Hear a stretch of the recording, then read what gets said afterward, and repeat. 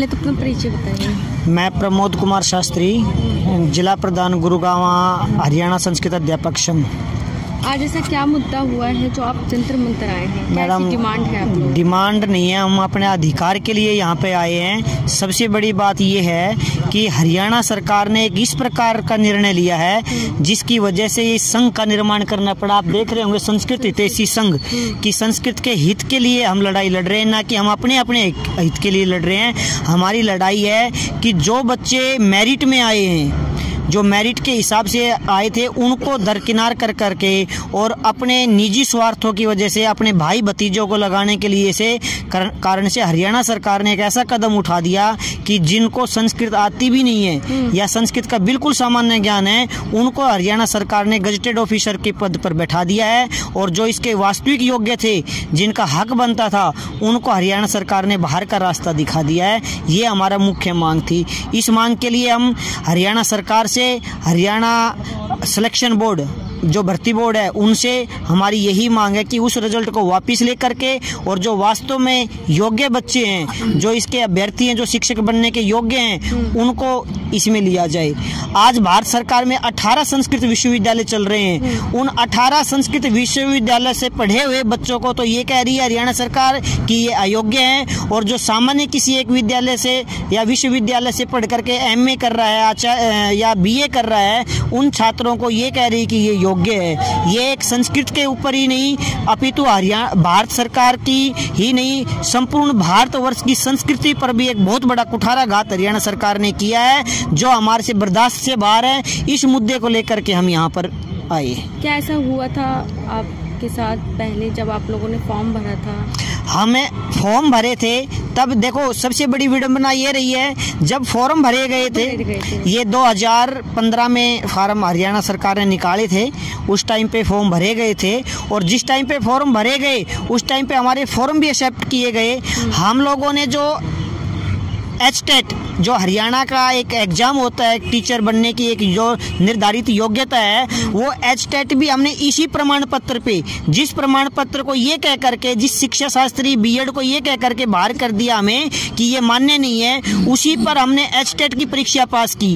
उसी के आधार पे हमने फार्म भरे, उसी के आधार पे हमने जो हमारी स्क्रीनिंग टेस्ट है वो उसी आधार पे दिया, और उसी के आधार पे हमारी मेरिट बनी। परंतु भारत भूषण भारती, जो हरियाणा संस्कृत सिलेक्शन बोर्ड के चेयरमैन हैं, उन्होंने अपने कर्मचारी चयन के लगभग कितने लोग होंगे जिन्होंने फॉर्म भरा? ये लगभग 400 लोग हैं। 400 लोगों के साथ में इस प्रकार से किया गया है कि उन 400 लोगों को घर मतलब एक तरीके से भर्ती से बाहर कर दिया, और जो बाकी लोग उन्होंने अपनी निजी स्वार्थवश थे। मैं मैडम आपको एक बात बताना चाहता हूँ, इस न्यूज़ चैनल के माध्यम से मीडिया को भी बताना चाह रहा हूँ कि जिन लोगों के मेरिट में 114 नंबर, 121 नंबर, 110 नंबर मेरिट के आधार पर जिन बच्चों ने लिए, वो बाहर कर दिए गए। जिनके नंबर 66 हैं, उनको बैकलॉग से एंट्री दे दी है। तो आपने इस चीज के लिए कहीं अपील नहीं? हमने मुख्यमंत्री को भी ज्ञापन दिया, हम लोग शिक्षा मंत्री से भी मिले हैं, मुख्यमंत्री को ज्ञापन देने के बड़े प्रयास कर रहे हैं। और आज के दिन के ऊपर संज्ञान लिया गया उनके द्वारा? नहीं, कोई संज्ञान नहीं लिया गया। मुख्यमंत्री से मिलना तो हमारे लिए इतना मुश्किल कार्य कर दिया। कहते तो ये है कि एक आम आदमी की सरकार है, आम आदमी मिल सकते हैं, परंतु न मुख्यमंत्री मिलने के लिए टाइम देते हैं, न मुख्यमंत्री के OSD हैं वो हमें टाइम देते हैं। शिक्षा मंत्री तक बात पहुंचाई गई, शिक्षा मंत्री जी ने प्रयास किए, परंतु वो प्रयास भी उनके सफल नहीं हुए। जब भारत भूषण भारती को इस बात को संज्ञान में लिया, हमने कहा कि जी हमारे साथ न्याय करो, तो उन्होंने हमारी अनसुनी कर दी, रिजल्ट आउट कर दिया। 1 तारीख को, जो 1 जनवरी थी, नया साल में लोग खुशियां मना रहे थे, और खुशियां मनाने के साथ में हमारे साथ इस प्रकार का कुठाराघात किया गया हमारी खुशियों पे कि 1 ही तारीख को वो रिजल्ट आउट कर हमें एक ही झटके में जो योग्य बच्चे थे, जो वास्तव में उस पद के योग्य हैं, उनको बाहर कर दिया गया, और जो अयोग्य थे उनको उसमें सम्मिलित किया गया। उसमें से कितनी महिलाएं होंगी? महिलाएं लगभग उसमें से 200, 250 के लगभग महिला शिक्षिका भी हैं। आप एक बात देखिए, जो बच्चे अपने जीवन में संस्कृत विद्यालयों में पढ़ते हैं, संस्कृत विद्यालय का मतलब है आज हरियाणा सरकार, हरियाणा के अंदर सबसे ज़्यादा पूरे भारतवर्ष में अगर गुरुकुल कहीं है तो सबसे ज़्यादा गुरुकुल परंपरा हरियाणा में है, और वहाँ पर पढ़ना एक सामान्य बात नहीं है। छोटे छोटे बच्चे 5वीं 6ठी क्लास में गुरुकुलों में चले जाते हैं, वहाँ पर वो एक प्रकार से तपस्वी जीवन जीते हैं, और उस जीवन में सर्दी गर्मी को सहन करते हुए दिन रात संस्कृत पढ़ते हैं। जो बच्चे बोलते संस्कृत में, संस्कृत के माध्यम से लिखते हैं, संस्कृत में बोलते हैं, जिनका जीवन का लक्ष्य ही मात्र एक है कि संस्कृत और संस्कृति का रक्षण करना, उन सब बातों को दरकिनार करके एक सामान्य लोगों को लगाना, जिनको यही नहीं पता है कि संस्कृत की उत्पत्ति क्या है, संस्कृत भाषा का महत्व क्या है, संस्कृत को पढ़ना क्यों चाहिए, पढ़ाना क्यों चाहिए, इन सब बातों को छोड़ करके जिनको इन बातों का ही मालूम नहीं है, उनको हरियाणा सरकार ने नौकरी में ले लिया। और जिन बच्चों का जीवन ही संस्कृत में जीवन रहा है, उनको इससे बाहर कर दिया गया। सरकार से क्या कहेंगे, क्या कहना चाहेंगे, क्या अपील करेंगे? सरकार से तो मैं यही कहूँगा कि इन जो 2015 का जो ये भर्ती प्रक्रिया है, जो कैटेगरी नंबर 16 है, उसका रिजल्ट को वापस लें, और जो वास्तव में योग्य हैं उनको अंदर ले। अदरवाइज हम संघर्ष के लिए तैयार हैं, और इस संघर्ष में न केवल यहीं तक जंतर मंतर तक, अपितु हम हर प्रकार के संघर्ष के लिए, ये हमारे जो संस्कृत शिक्षक है, संस्कृत के जो हितैषी हैं, हमारे साथ इसमें संस्कृत के आचार्य, विश्वविद्यालय के कुलपति, सभी ने अपना समर्थन दिया है, और सभी ने यही कहा है कि हर कदम पर हम साथ हैं। और जो सरकार, भाजपा की सरकार संस्कृत और संस्कृति के नाम पर देश में सत्ता में आई, हिंदुत्व के नाम पर सत्ता में आई, संस्कृति के नाम पे सत्ता में आई, उन सब बातों को दरकिनार किया जा रहा है, तो ये हम लोग अन्याय है, इसको सहन नहीं करेंगे। और संस्कृत और संस्कृति की रक्षा के लिए, इस हिंदुस्तान के अस्तित्व के लिए हमने जो भी संघर्ष करना पड़ेगा, उस हर संघर्ष में हम इसमें संघर्ष करेंगे। और जहां तक हमारे से संघर्ष किया जाएगा, जो भी जिस प्रकार से भी जो भी रास्ता हमें मिलेगा, हम उस रास्ते पे चलने के लिए तैयार है। परंतु कैसा रास्ता अपनाएंगे?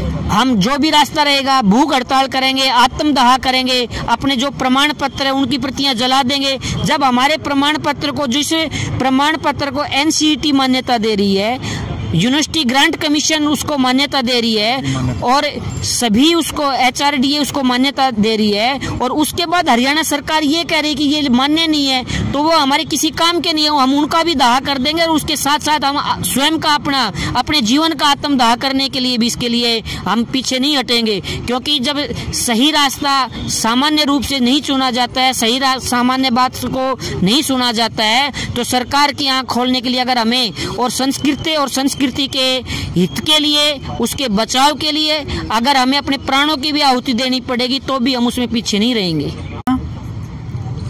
पुजारिया पानीपत से आई हूँ, हरियाणा। आप एक महिला हैं, महिला होने के नाते आपने जिस तरीके से मेहनत करी हुई, लगातार अपने परिवार में रह कर कितनी कठिनाइयों से तैयारी करी होगी, और इस तरीके का रिजल्ट आपके सामने आ रहा है, तो क्या कहेंगी? सरकार से क्या अपील करना चाहेंगी? मैं सरकार से यही अपील करना चाहूँगी कि पहले तो हमें ऐसी उम्मीद थी नहीं कि हमारे साथ ऐसा होगा।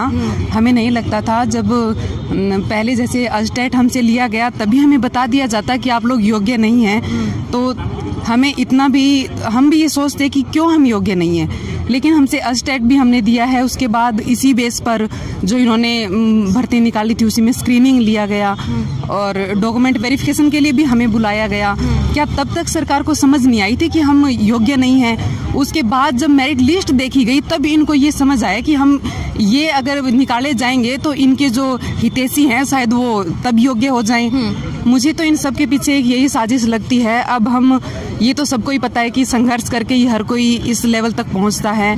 घर वाले भी, उन्होंने भी बहुत संघर्ष किया है, आर्थिक रूप से भी हमारी बहुत ज़्यादा हेल्प करी है, बाकी भी तभी कोई जाके मतलब, और लड़कियां हैं ऐसे देख के मतलब समाज से भी हमें लड़के आगे आना पड़ता है, घर गृहस्थी से भी, और जो विवाहित हैं उनको अपने ससुराल में भी मतलब हर जगह इतना संघर्ष करके आगे निकलती हैं। तब कहीं एक तरफ सरकार कहती है कि सबका साथ सबका विकास, बेटी बचाओ बेटी पढ़ाओ, बेटियां जब पढ़ती हैं तो ये परिस्थितियां देखने को मिलती हैं, तो क्या कहेंगे इस पे? देखो, ये सब अब यहाँ इस स्थिति में आकर के लग रहा है कि ये सब कहने की बात है, सरकार सिर्फ कह रही है, होता हुआ हमें कहीं नहीं दिख रहा। क्योंकि इस भर्ती में अभी जो बाहर किए गए हैं उसमें ज़्यादातर लड़कियां दिखाई दे रही है। हमने ये हमारे इंटरव्यू में देखा कि लगभग लड़कियां थी ज़्यादा। तो सरकार से लास्ट में क्या अपील करेंगे? हम सरकार से यही अपील करना चाहेंगे कि हमें भी मालूम है कि हम योग्य हैं और सरकार को भी मालूम है हम योग्य हैं, और ये सभी रूल भी यही कह रहे हैं। और जो हम शिक्षा शास्त्री बोल करके निकाले गए हैं, ऐसा पिछली बार भी तो जो भर्ती निकली थी उसमें सभी शिक्षा शास्त्री लगाए हुए हैं, और अभी भर्ती है ये जो इसमें मेवात में लगा लिए गए उसमें भी शिक्षा शास्त्री हैं, सब जगह ऐड किए गए। लेकिन अभी ऐसा क्या हुआ कि हम अभी अयोग्य हो गए। बस एक सरकार से भी यही अपील है कि दोबारा से हमारी इसके ऊपर ध्यान दिया जाए और हमें ऐड किया जाए। हम यही अपील करना चाहेंगे।